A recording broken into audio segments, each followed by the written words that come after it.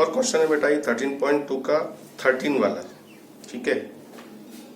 इसमें ये कह रहा है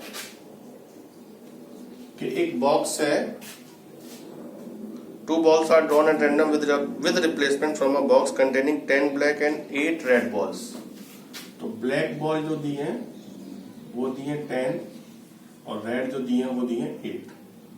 तो टोटल जो बॉल हो जाएंगी वो हो जाएंगी 18। ये कह रहा है कि 2 बॉल निकाली गई हैं एक एक करके, लेकिन विद रिप्लेसमेंट। देखो विद रिप्लेसमेंट और विदाउट रिप्लेसमेंट का बहुत फर्क पड़ता है आउटकम्स पे, ठीक है। फिर कह रहा है find the probability that, 3 part दिए, both balls are red, first ball is black, second red, one of them other is red. तो पहले हम ये देखें कि उसने कहा फर्स्ट पार्ट को डील कर रहे हैं, बोथ बॉल्स आर रेड, चूंकि उसने दोनों एक साथ तो निकाली नहीं, एक करके निकाली। तो 2 balls are drawn, 2 balls are drawn, first part को डील कर रहे हैं। पहले हम पहली बॉल रेड निकाल रहे हैं, probability of getting first ball is red, पहली बॉल रेड आने की प्रोबेबिलिटी। तो रेड कितनी है 8, टोटल कितनी है 18, 4/9। चूंकि ये विद रिप्लेसमेंट हो रहा है, यानी जो बॉल आपने निकाली, चेक करी, रेड है, उसको वापस बॉक्स में रख दिया, तो टोटल नंबर ऑफ बॉल जो है वो डिस्टर्ब नहीं होगी। अब दूसरी जब बॉल निकालेंगे तो चूंकि उसमें तो टोटल नंबर ऑफ बॉल्स उतनी है, तो उस पर तो कोई फर्क पड़ेगा नहीं दूसरी वाली पे।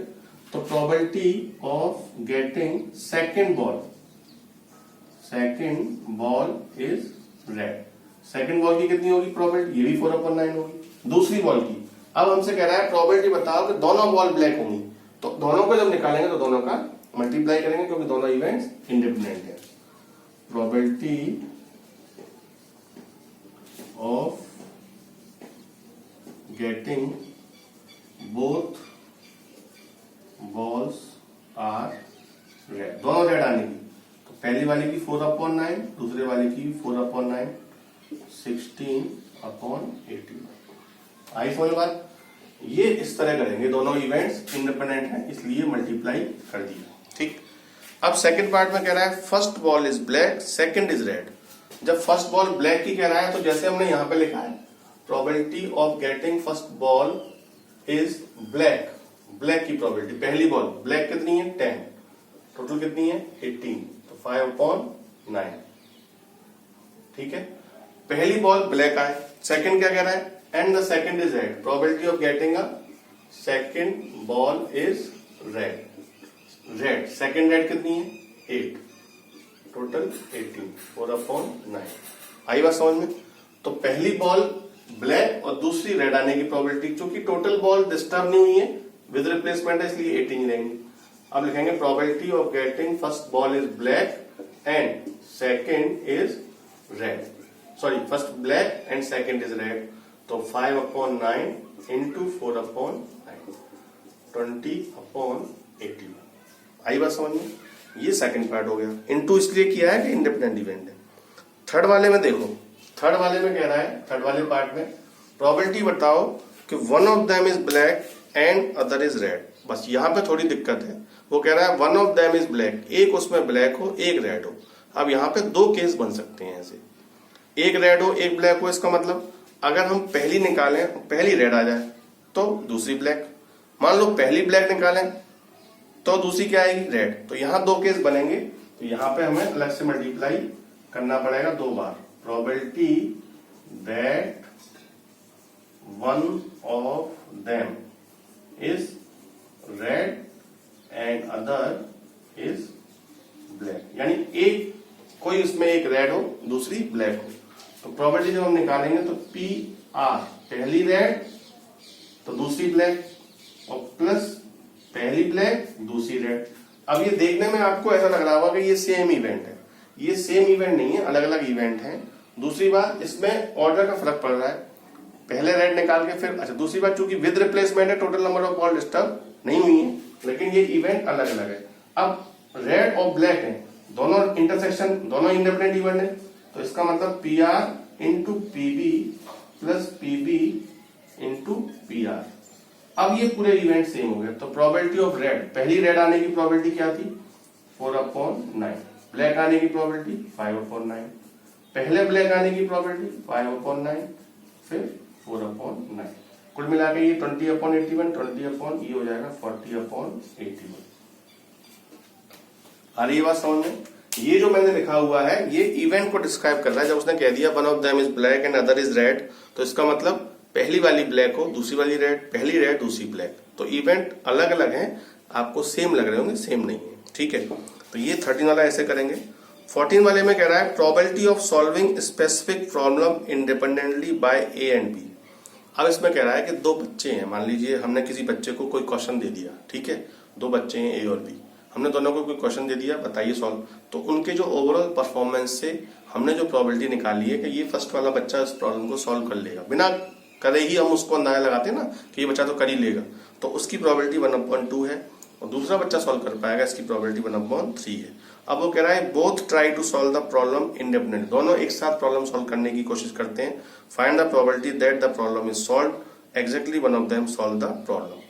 तो अब दोनों सॉल्व करते हैं, प्रोबेबिलिटी उसकी दी हुई है, हमें पहला वाला कितना करेगा, दूसरा वाला कितना करेगा, ठीक है। मैं लैंग्वेज लिख रहा हूं, आपको लैंग्वेज लिखनी, problem probability that the problem solve by independently by A, यानी वो पी ए हो गया, पी ए कितना दिया है 1/2, probability that problem solve by independently B, वो कितना दिया है 1/3 हो गया, ठीक है 1/3। अब कह रहा है दोनों को अगर प्रॉब्लम एक साथ दे दी जाए तो प्रोबेबिलिटी बताइए कि सॉल्व होगा। पी ए प्रॉब्लम को सॉल्व कर देगा, इस बात की प्रोबेबिलिटी कितनी 1/2, पी ए नहीं कर पाएगा उस बात की प्रोबेबिलिटी बार या नॉट ए, तो 1 - 1/2 यानी 1/2, बी कर लेगा इस बात की प्रोबेबिलिटी, बी नहीं कर पाएगा यानी 1 - 1/3, 2/3। ये सब क्यों करना पड़ा हमें, इसलिए करना पड़ा कि इसकी जरूरत पड़ेगी।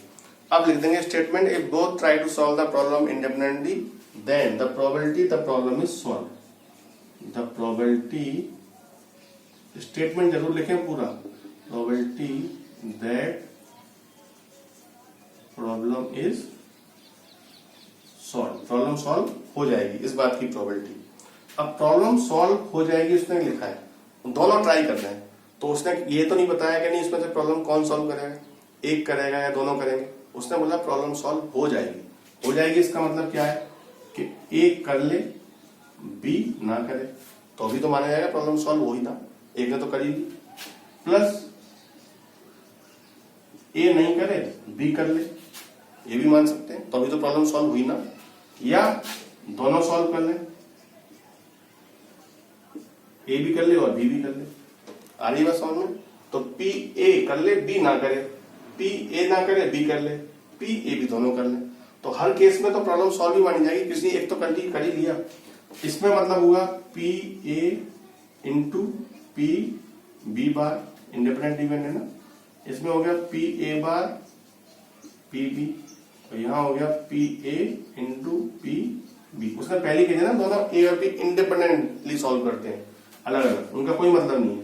तो पी ए कितना है 1/2, P B bar 2/3, P A bar 1/2, P B 1/3, 1/2, 1/3, 2 से 2 कट जाएगा 1/3, 1/6, 1/6, 6 एलसीएम आ जाएगा 2 + 1 + 1 4/6, 2/3। ठीक है, सेकंड पार्ट में क्या कह रहा है, ये क्वेश्चन मोस्ट इंपॉर्टेंट है, बहुत बार आया है ऐसा घुमा घुमा के, ये एक है और प्रीवियस ईयर्स में भी देखोगे तो इस तरह के क्वेश्चंस बहुत सारे मिलेंगे आपको।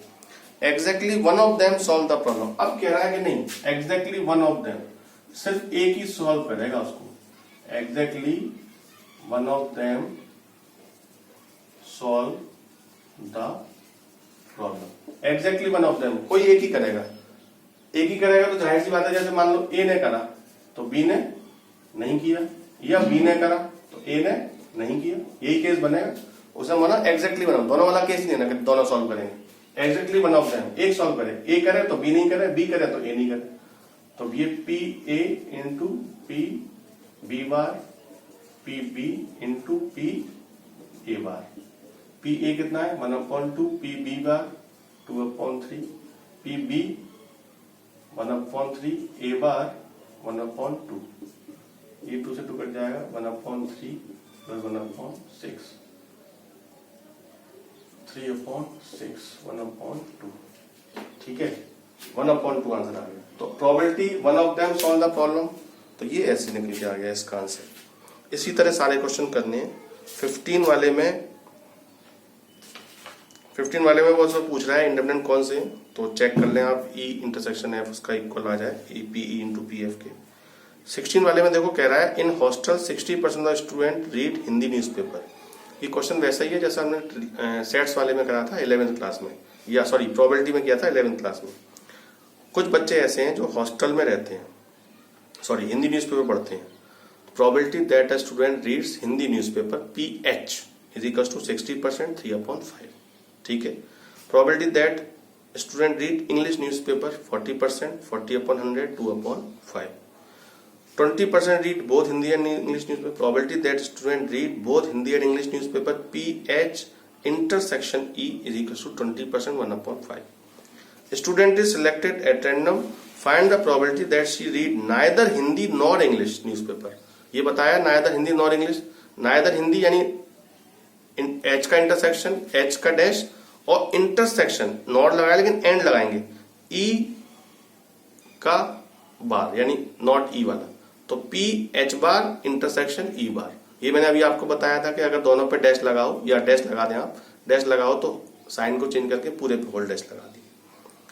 बी वाले में कह रहा है if she read Hindi newspaper find the probability that she read English newspaper. तो जो उसने लिखा है ना if she read Hindi newspaper, यानी अब इसमें कंडीशनल प्रोबेबिलिटी पूछ रहा है, ये गिवन में आ गया। वो हिंदी न्यूज़पेपर पढ़ती है, प्रोबेबिलिटी बताइए कि इंग्लिश भी पढ़ेगी, तो पी ई अपॉन एच आपको निकालना है। वो जो फर्स्ट लाइन होगी वो गिवन में हो गई। सी वाले में कह रहा है if she read English newspaper, तो ये गिवन हो गया E. Find the probability she read Hindi newspaper P H upon E निकालना है। तो इस तरह इसको आप कर लेंगे क्वेश्चंस को। कहीं डाउट हो तो मुझे बताएं।